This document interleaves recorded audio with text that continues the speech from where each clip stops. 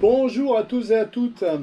J'espère que vous avez bien profité de la vidéo de la semaine dernière sur un petit peu la TVA et le process d'achat bateau. Je vous avais promis que cette semaine on parlerait des conditions de navigation et le fait de naviguer en Polynésie.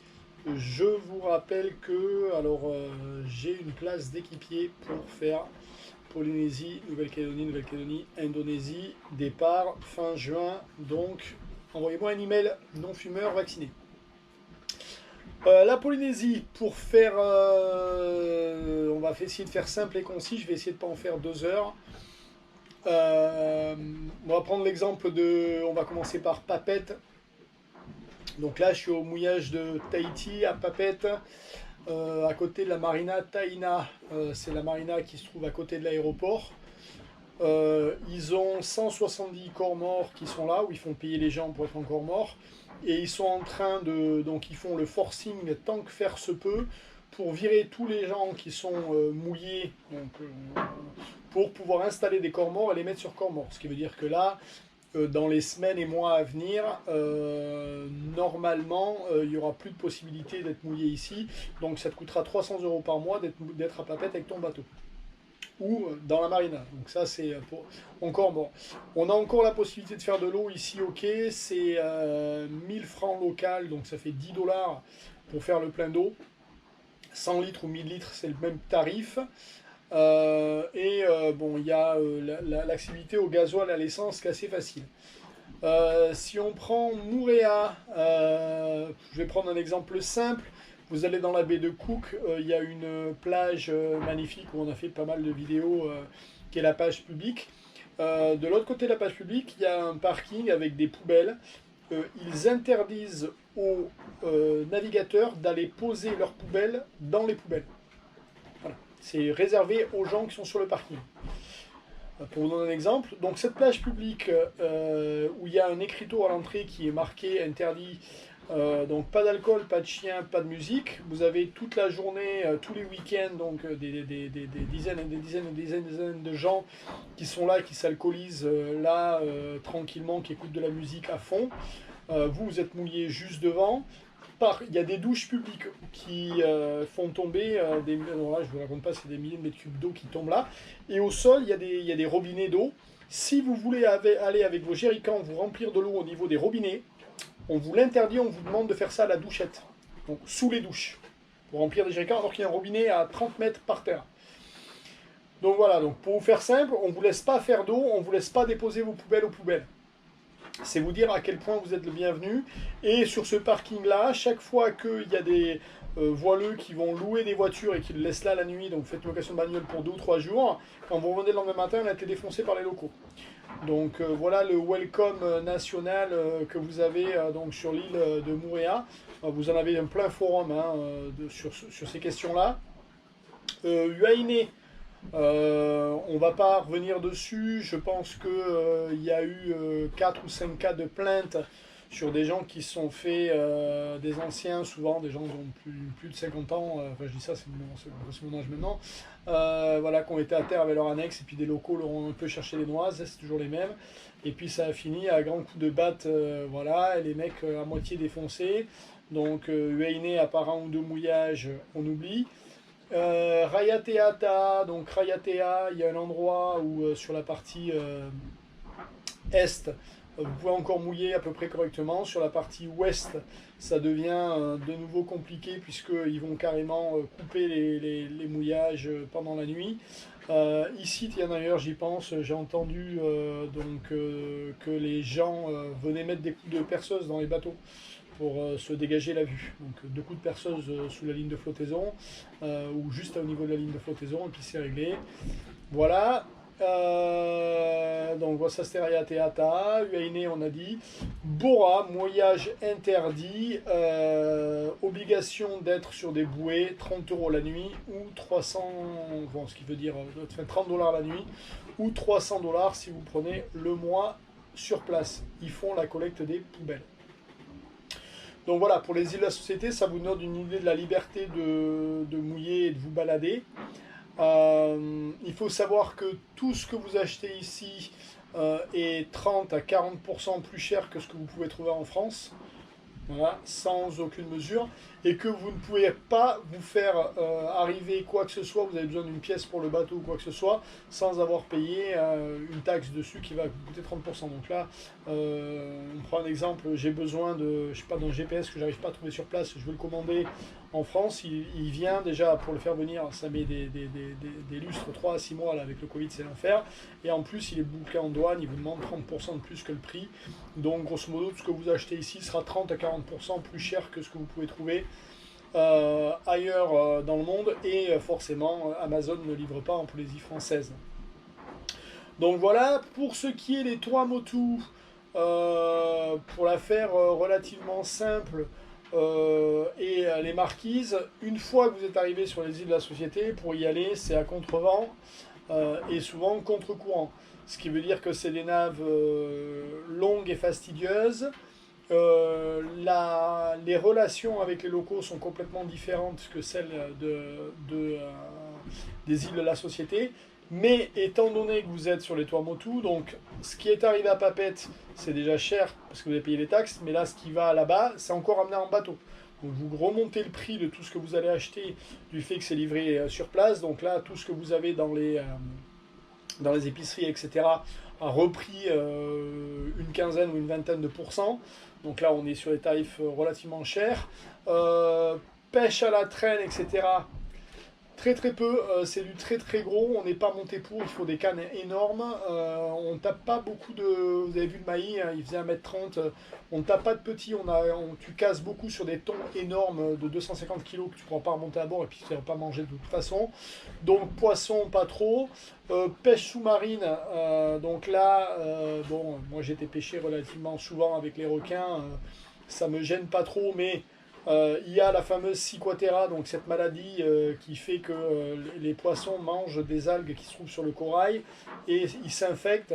Et cette maladie, c'est une toxine que toi tu ingurgites mais que tu gardes. Donc au fur et à mesure que tu manges, mettons que le seuil de où tu es malade est ici, tu manges des poissons aujourd'hui quand un petit peu tu es là, demain tu vas manger des poissons quand un petit peu tu es là. Et ça continue à monter dans le temps. Tu manges pas de poisson pendant 3 ans, c'est pas grave. Tu vas manger les poissons. Et quand tu arrives au seuil qui est là, ben, crac, tu es au premier seuil de maladie. Et si tu continues à manger, on en meurt de la Cicoatera. Ce qui veut dire qu'il y a énormément de poissons lagunaires qu'on ne peut pas manger. Tout ce qui est gros mérou, ces choses-là, ça devient compliqué. Aïta, comme ils disent, hein, tu touches pas. Donc, bon, ça laisse les perroquets, les becs de canne, des choses comme ça. T'as vite fait le tour, hein, c'est pas forisson. Donc au niveau voilà, s'alimenter avec la pêche et la chasse, c'est pas vraiment ça. Langouste, il n'y a pas, faut aller sur le platier, c'est compliqué. En plus, depuis, je regarde dehors parce que je vois que j'ai un bateau très près de moi. Moi j'étais ici dans les années 2000, comme vous voyez l'état des lagons et ce qui reste en poisson. Bon voilà, hein, vous avez compris, les îles de la Société, c'est même pas la peine de venir pour les chasser. Il n'y a rien à faire, il n'y a plus rien, c'est fini, tout est mort, le corail ne vit plus. Et dans les Tuamotu, c'est assez compliqué. Il faut être à l'extérieur de la barrière de corail, ça devient rock'n'roll. À l'intérieur, énormément de pointes noires et de pointes blanches qui sont assez agressifs. Ça tourne beaucoup, hein, dès que tu as quelque chose au bout du fusil, ils viennent pour le manger. Donc pas évident. La population locale est relativement sympathique, mais ça devient compliqué une fois que tu es au Tuamotu pour commencer à faire de l'eau et du gasoil. Donc c'est là où les choses commencent à se compliquer. C'est que là, il faut aller faire des bons en mairie, il faut des cartes, il faut y aller. Il n'y a pas un quai où tu peux te mettre et faire tes cuves et remplir. Donc là, le dessal n'est pas nécessaire, je vais dire, mais c'est quand même un gros plus. Après, il reste donc les marquises et les australes. Là, on est sur les endroits où on est les bienvenus. Les locaux sont contents de nous voir. J'ai pas fait hein, cette année-là, mais bon, c'est le retour qu'on a. Il faut savoir que par exemple, ici, sur toutes les îles de la Société, tu vois un manguier qui dégueule de fruits, qui tombe par terre, qui pourrisse, tu ramasses des mangues sur le manguier, les locaux vont te dire tu touches pas, c'est à moi. Ils les mangent pas, ils les laissent tomber, elles pourrissent, mais ils veulent pas te les donner. Donc voilà, et donc c'est pas tous les Polynésiens, mais il y a une grosse, voilà. On n'est pas du tout aimé. Pour des raisons simples, hein, quand le Covid a débarqué ici, ça a été amené par des bateaux de commerce Et la personne qui a fait le documentaire et qui a publié dans les journaux locaux, il a pris un ponton annexe avec les annexes de bateaux de plaisance.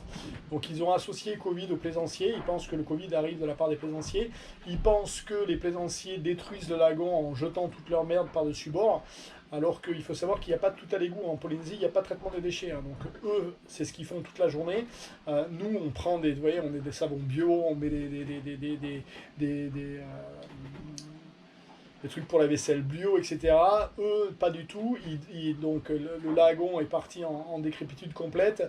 Mais voilà, on n'est pas les bienvenus. Ils supportent pas. Alors là, il s'avère que comme le Covid est là depuis un an et que les bateaux continuent d'arriver depuis Panama, là, il y a aujourd'hui sur ici Papette, c'est un cul-de-sac du marin numéro 2. Hein. Il doit y avoir 2000 bateaux là qui sont entre la marina et le mouillage et les bouées.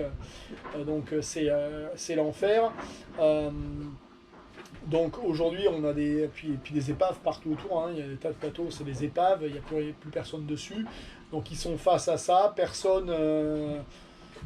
voilà. En plus, le gouvernement met des difficultés pour faire des allers-retours, puisque là, avec les motifs impérieux, etc., tu veux partir en France, tu ne pourras pas revenir, parce que donc, les gens, quand ils se barrent, ils laissent leur bateau ici, puis il y a des bateaux à l'abandon partout.